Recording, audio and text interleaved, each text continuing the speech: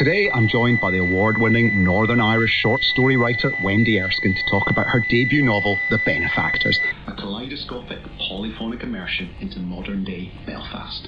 Following the characters and events surrounding a teenage house party, its story sees three mothers closing ranks against a girl who's accusing their three sons of sexual assault.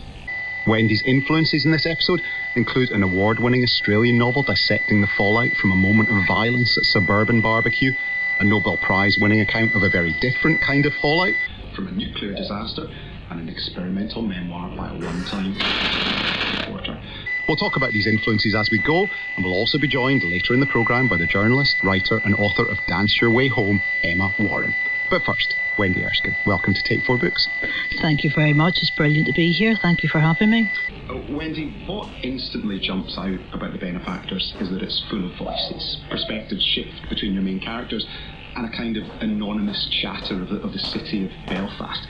Did you always intend to write the story in this way?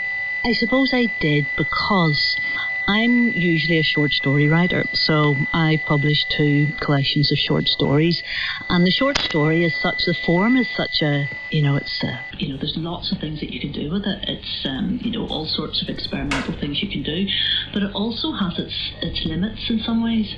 And I suppose as well, there's something quite exhausting when you're writing short stories, that you have to build a world every single time you write the new short story. Even my stories that are quite geographically circumscribed, it's more the same sort of locale, you're still building a totally new world every time you start, whether that's, the beauty salon, or whether that's going to be somebody's house. It could be a totally different world if it's the house next door. And so I suppose what I wanted was to stay in the same world for a certain period of time, and to me it was like a luxury to be able to stay in the world of the Benefactors for about a year and a half. So I knew that I wanted to write something longer, and I knew that I wanted to write something that I felt was a story that couldn't ever be contained in the short story form. I also knew as well that I didn't want to write something that was going to be this really kind of slim, narrow focus, because I could probably already do that as a short story.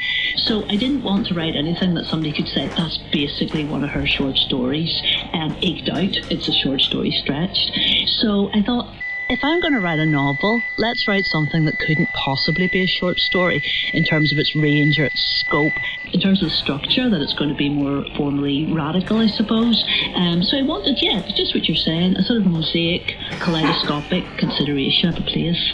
I mean, people. Even though you're staying in this one world, you are moving around a lot within it, giving us so many different perspectives of it. Yes. So what I have in this book, I have several perspectives of the 3 mothers, and also the girl who's involved, Misty Johnson, and also as well her father.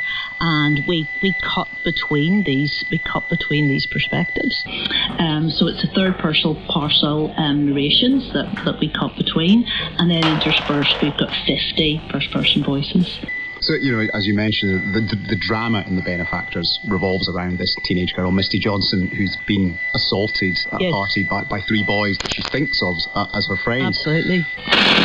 Looking for a way to tell this specific story, or was it this kind of polyphonic style that started you off and then the story emerged?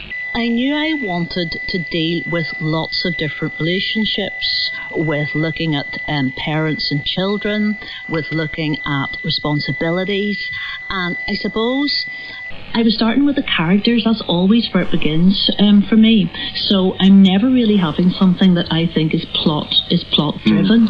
I never want these characters to be vehicles for something I want